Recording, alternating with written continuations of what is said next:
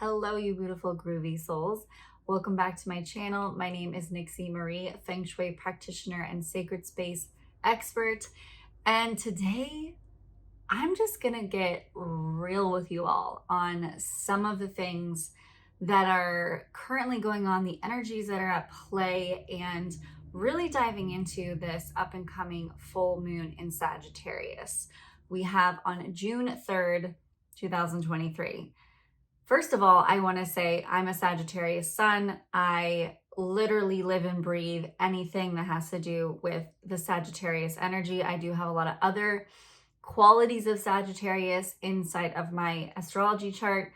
And if you know me and you've been following me for a minute or watched any of my other channels, you know that I love to talk about Feng Shui and how it relates to the current energies and what's going on, which is a big part of how Feng Shui connects us to the environment around us, the stars, the moon, the shifts in the cycles. And there's a lot of emotions and feelings and things at play during this time as we transit into this full moon. So first, let's just dive into the energy of Sagittarius. I know this so well where my Sag is at. We are such a unique sign, and I don't just say that because I am one, but we really do invite a lot of things into the world, into our relationships, into our experiences, and into the energies that even if you're not a Sagittarius, currently you're going to feel and witness. The Sagittarius is the explorer, the sign that really is all about travel, about finding new ways to explore the things that bring life and light and bliss and happiness. And without those in a Sagittarius's life, they often can feel dull, feel depressed, feel sad. There's got to be a sense of wonder and curiosity and absolutely spontaneity. So the other part of Sagittarius, though, is that we really focus on, or the sign itself really needs to know where exactly they need to point their arrow. And by arrow, I mean, what is the goal? What is the destination? Or what is the journey that you are embarking on? And without some understanding of where exactly you might be going, there are some things and some feelings and some emotions that come from not knowing where to point your arrow, not knowing exactly where that target is going to be. And when you think of, you can really just think of archery. I actually really love to do archery from time to time when I'm here in my Topanga home, which I'm back, you guys. As you know, if you've been following me too, I've been in Mexico for the last pretty much like 6 months, and sailing and living in an eco village and exploring all these ways to live a sustainable life. And then coming back to LA, it's a bit of a culture shock. And it has me feeling a lot of things. And I know it's not just me, because I've been having these discussions with fellow mystics, my soul sisters and brothers, and just sort of my community. And the sort of feeling that I think we are experiencing with these changing times is this sense of like unease and where exactly to point our arrow, because there's an uncertainty of where the world is currently at. And so when this happens and when we start to feel this sense of unease or uncertainty or lack of clarity, this can create some chaos inside. And what's interesting about this, it's sort of like a double-edged sword, is that in life, we really don't know exactly where we are meant to go. We don't know exactly what we're supposed to experience, for that matter. Life can change at the blink of an eye. We can suddenly, wake up the next day, get let go from our job.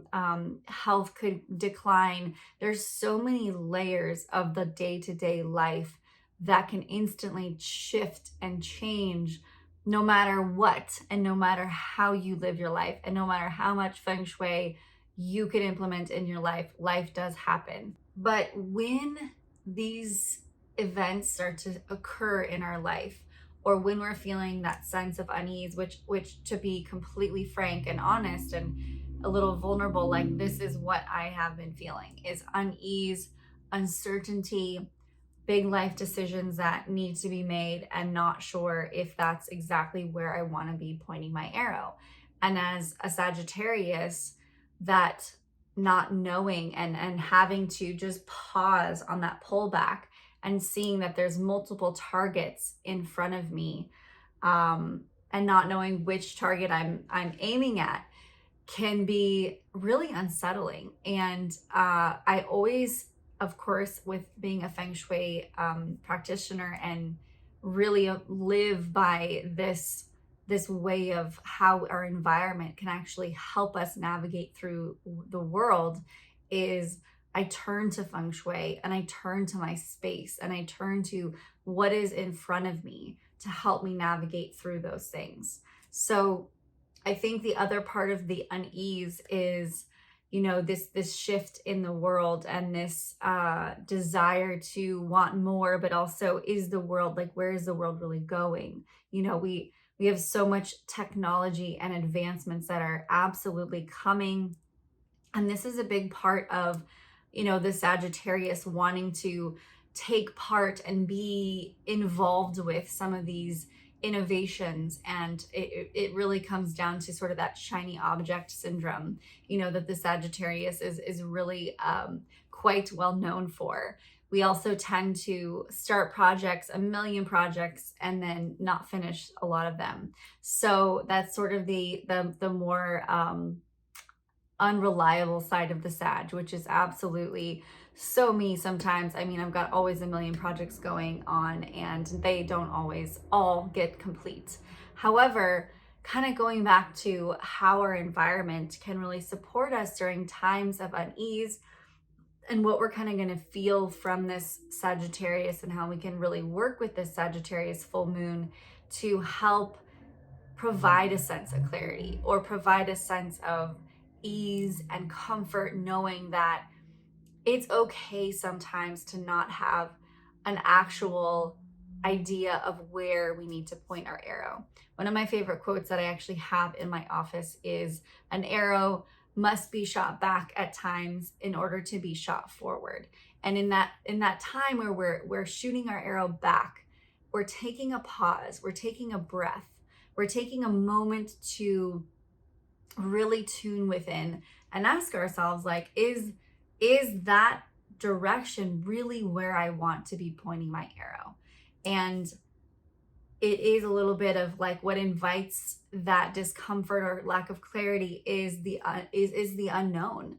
And I mean, we have been met with so much unknown and so much confusion and so much shifting and uncertainty in our world today, that we're evolving at a very fast rate. So if you've been feeling those symptoms of sort of like unease, heavy energies, tired, just lack of motivation or lack of focus, it really is a time to tend to your internal garden more than you ever have. Really practicing self-care, really saying no to certain events, certain things that just aren't going to help push you forward, to provide you that clarity, to provide you that awareness and that insight deeply, to know that if something is not a full body yes, it's not aligned, it's not feeling like you even have the time or the energy to be around that, or people, or the event itself, it is an incredible time to pull back that arrow and ask yourself, is this where I want to go? Is this the direction I'm heading?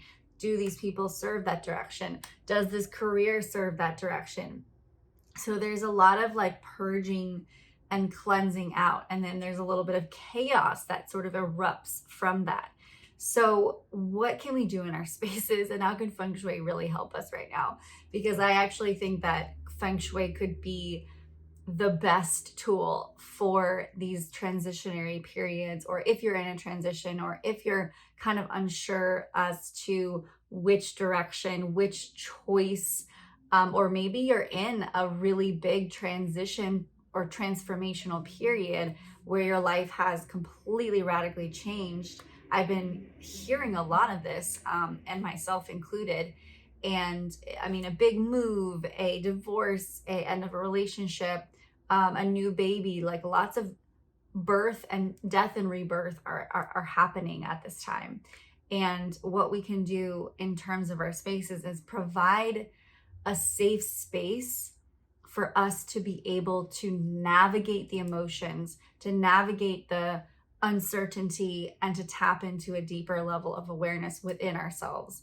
So, what that can look like is when it comes to Feng Shui, everything comes to the energy and how we feel in a space. So, when we are feeling, let's say we have lack of clarity, we're feeling uneasy, we're feeling like we don't know where we're going in life and we can't get a grip on life.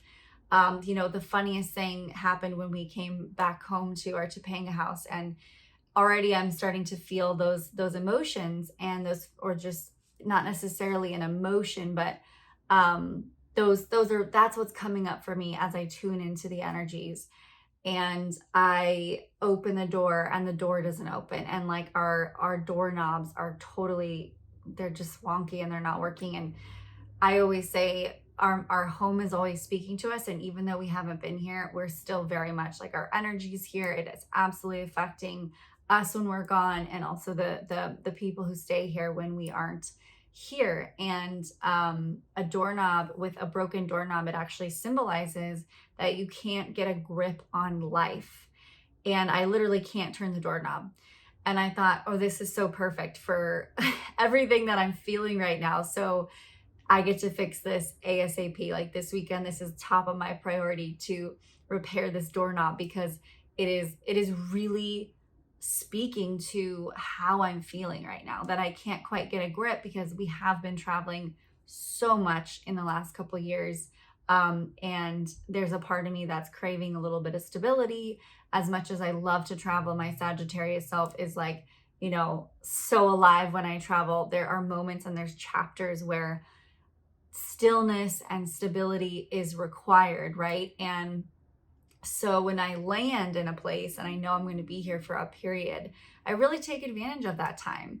And for anyone else who's in a transitionary period, or maybe you don't have a permanent home, or maybe you're a digital nomad like myself most of the time, and there are real challenges that come through that experience, and especially building a business, and one that is virtual, online, and really wanting to find that balance between the two. So when it comes to your space, even if you're in a transitionary period and you don't have a home per se, there are still ways that you can create a sanctuary, or just pay attention to wherever you are currently, that is allowing you to be like listening to the messages that are in your home.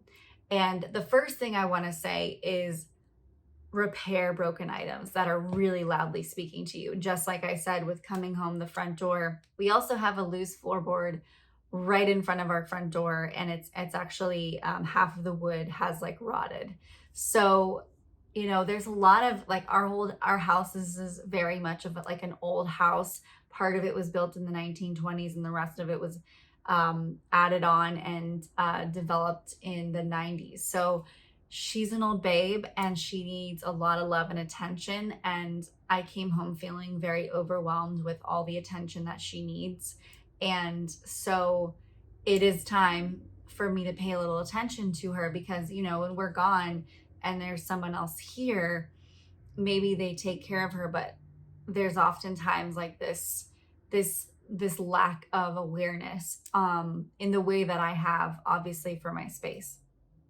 Anyways, I'm getting off on a rant, but the biggest thing that you want to really take note of during this full moon in Sagittarius is, if you're feeling that lack of clarity, fix something in your space. You could pick one thing that's really loudly speaking to you right now, something that is kind of what I like to say, it's an energy depletion, it's an energy drain. So it's actually pulling your energy as you go about your day, go about your morning. If you work from home, it's going to pull from your energy while you work, not allowing you to be fully present in the work that you do. Um, Windows are also a representation for the eyes of our spaces and our homes. So cleaning your windows are an opportunity to find a sense of clarity, to be able to see clearly and tap into the vision of your environment, of your space. And I will say that it's actually, a combination of magic and intention, but anytime I do feel that sense of uncertainty or lack of clarity, and I can tell that the windows haven't been cleaned in quite some time, just taking some moments to clean those windows or get a window service to come and clean them will provide this opening, this literal clarity, because I can actually see through the windows, right? So if you haven't gotten your windows cleaned, I know we've been in a very heavy winter month, with a lot of the weather that's gone on in the world. So we're kind of later. I feel like later in the game is the spring cleaning happening for a lot of people, but clean those windows if you're feeling that sense of unease, lack of clarity, and set the intention as you clean them, or as somebody comes in and a service that you bring into your space. Ask for clarity as your windows are clean and clear, and really meditate on what direction you want to go. One of my favorite things to do when it comes to like a path, that we've got to take, like there's a split between I could go this way in life or I could go this way, and either one could be amazing, but which one is in my soul's highest alignment? And going inward is the best way to find the answers, because when we go inward and we visualize how our body feels when we take this path versus this path, that is the key signs that tells us how our soul, or what our soul really needs, and what our highest version of ourselves is calling forth.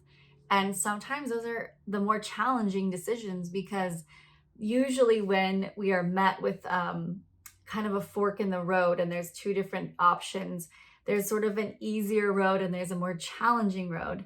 And depending on where you are in your life and what you're calling in, usually the more challenging road is the one that gets neglected, and we just decide and we convince ourselves and make up all the stories as to why, that road shouldn't be taken, because it's going to be too hard, it's going to be too this, it's going to be too that. And I actually want to invite you to lean into those challenges more, and to lean into what feels challenging, because usually there's a breakthrough there. And the easier path, while it can absolutely be easy, if you're like me, craving, personal growth, spiritual advancement, or just bettering yourself in some way, it could be a simple thing such as changing your habits daily. That is really what you have to lean into. You have to lean into the challenge. So when it comes to going back to the environment and keeping our environment in a state that allows us to process through all of these things and heal through what it is that we're going through and navigating through, our homes just need to feel like a safe haven.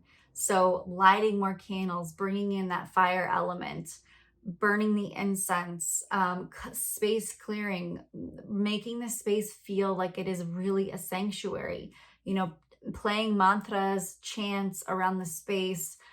This is where the Zen, environment, or really creating your home like a temple, is going to be your greatest ally right now. Is really getting rid of the clutter in the space, especially in the center of your home.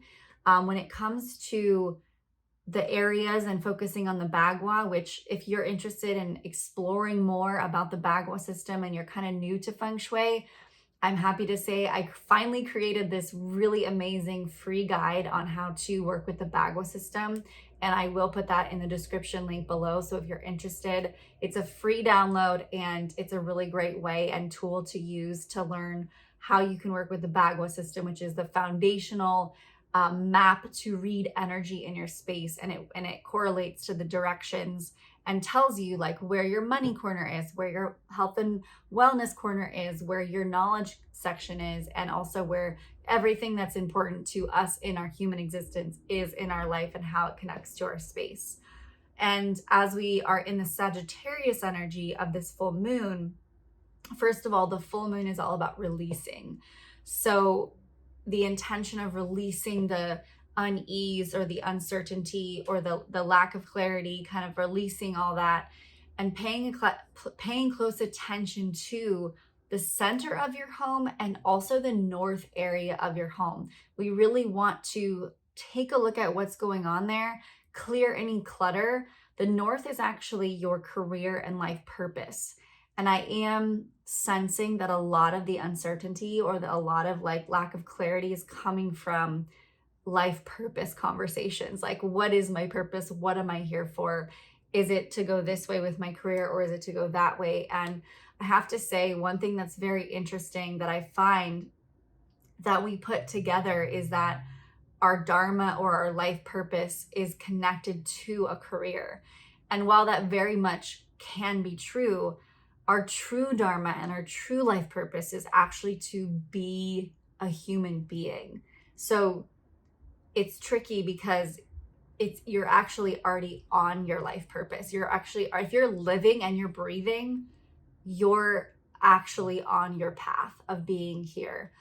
The tricky part about it is there are things that we start to feed into that are actually far from our highest self. So they're not connected to our dharma. They're not connected to what we signed up for to be here. And I do really believe in that. I believe that we kind of came here with the mission, right? Like, I'm here to do this. I'm here to do that. And our dharma becomes not only a career, but a way of life, but something that provides us with joy and happiness, because the big transition we're seeing in the world is that we no longer want to subscribe to the hustle, the work hard, the climb the ladder. There's so much of that change happening right now. And more and more and more, entrepreneurs or self-employed artists and freelancers and just being able to take life by the reins of your own hands. Like, that's a very, and it may just be like the world I'm in, but I see it happening and growing at a massive scale. So when it comes to the north section of your space, you want to make sure that you enhance this with things that are going to nourish your life purpose and your career. So you want to think to like when you were a child, what really lit you up? What did you love to do? And if you don't remember, call your parents, call your brothers and sisters, call somebody that has a recollection of what you love to do.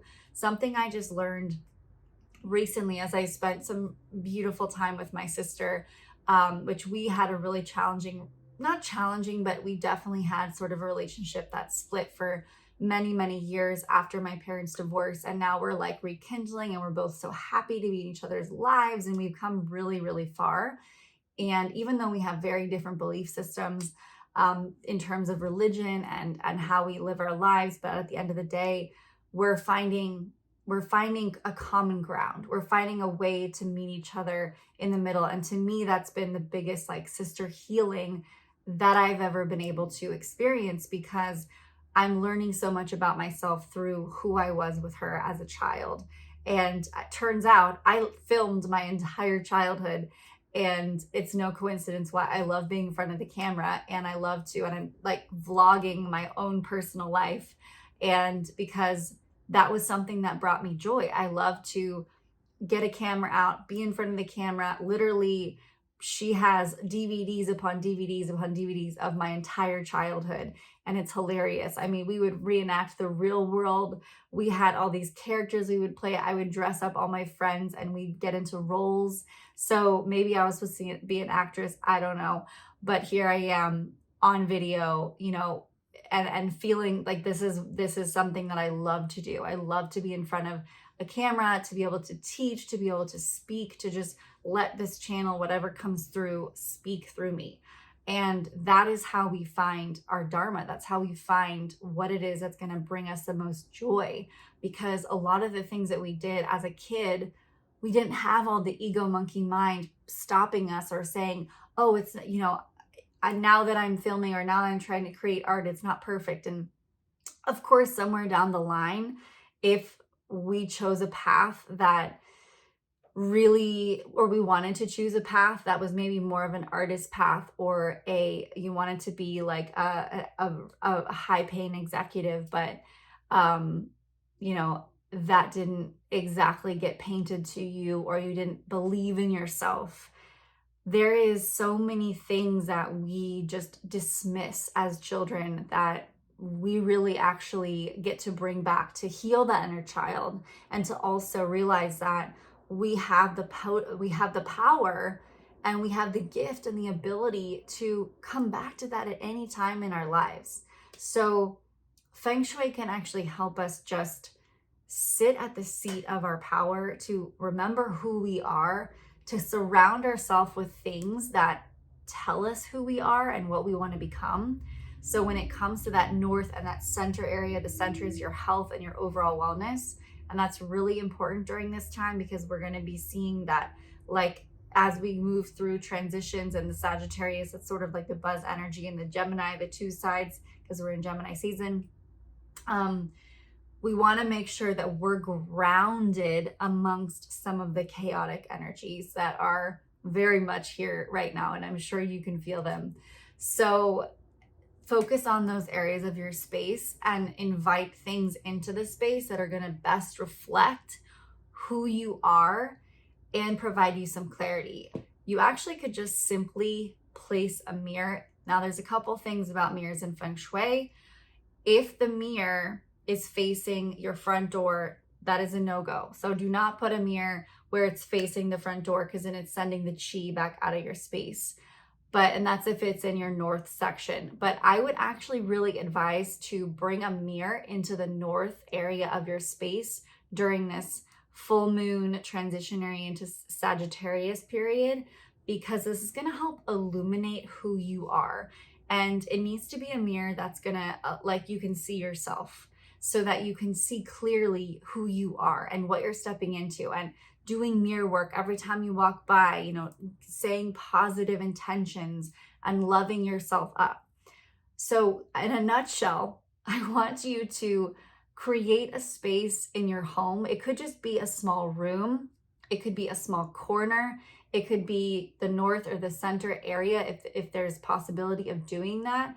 And just give it a little facelift. Give it a little bit of a loving blessing, so that as you navigate through any transitions that are going on in your life, or seeking clarity on where you need to point your arrow, start putting things around your home that are going to help you get there. So I want to give an example, because examples, I think, are the easiest way. So let's say you're processing a big life decision, whether that be a career change. Let's just talk about it in terms of a career change, because there's a lot of that going on right now in the collective. And you want to do something that brings you more joy, brings you more passion, allows you to travel, allows you to live a more free life. So what does that look like? How do you find that? And I have to say, I think we're always going to be on a journey. I think we have to follow the breadcrumbs of what really brings us joy and what brings us happiness, and just trust the process and surrender. There's a lot of things that cannot be explained in a YouTube video on how we find our life purpose. But with our home, we can actually use our space to help us make decisions by putting up, maybe let's say you want to go into a healing arts field, or maybe you want to go into more of a finance field because you really want to understand finances. So what I would do is put things around your space that reflect both of those things, and start to see what you gravitate towards more. So it could be a painting of, a beautiful high vibrational mandala or something, or it could be a money altar something that's going to just help you make those decisions. And because your body's going to naturally gravitate towards something more than the other if that's what your body is saying yes to. And your body is connected to that highest self, the ability to see through and understand what it is that your soul wants and what it is that your compass wants. And this is, your body is literally that tool. It is your greatest tool, in fact. So this is a big part of this full moon in Sag. And I kind of just wanted to rip about it here for this YouTube video this week, because I just feel so unsettled in the energy, like buzz, buzz, stir, stir. Like there's a lot of unsettling. And I personally feel like while there's a lot of clarity in certain areas of my life, there's not clarity in others. And it's funny because I own a company called Clarity. So did that to myself, I'm sure. But with that being said, you know, I think it's important to just be real with where we're all at. And if you're feeling that sense of unease or unsettling energy, know that you're not alone. And that is very much what is kind of coming through, which is not a normal, I will say, like typical Sagittarius energy. It only surfaces when we don't know exactly where we're targeting our arrow to be pointed. So if you don't know, create some very obvious targets in your home and and you become your arrow. You become the arrow that needs to find which target it gets to land on. Use your body as a tool. Use your heart as a guide, and allow your space to be this dance between you and your decisions and your choices and how you're supposed to feel in life. So this is the full moon in Sagittarius Feng Shui report. It's June 3rd, this coming Friday, which is amazing. I cannot believe we're already in June. Where is this year going? I don't know. And if you really vibed with this message, give me a comment below. Don't forget to subscribe to my channel if you want to learn more Feng Shui tips.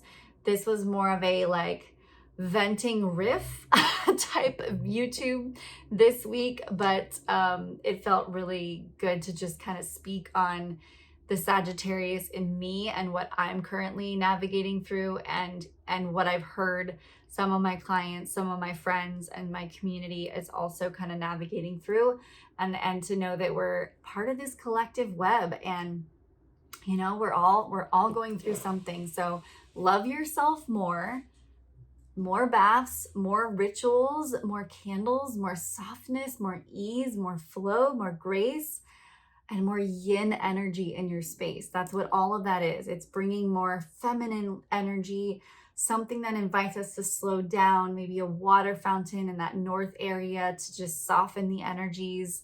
And download the free guide to the Bagua map if you need to better understand how to work with Feng Shui. I know this will really help you digest the Bagua system, because the Bagua system can get complicated. I always get tons of questions. So I just thought, hey, why don't I make a free guide?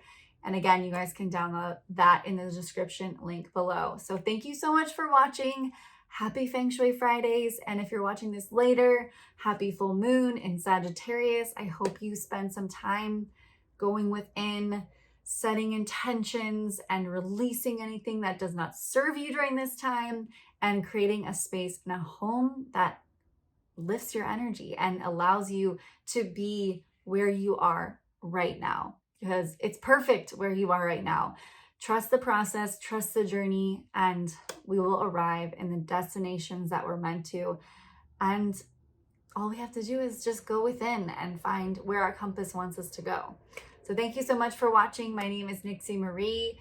I am again a Feng Shui practitioner and sacred space expert, and you can find more about me, links below, to check out my offerings and my website and my podcast.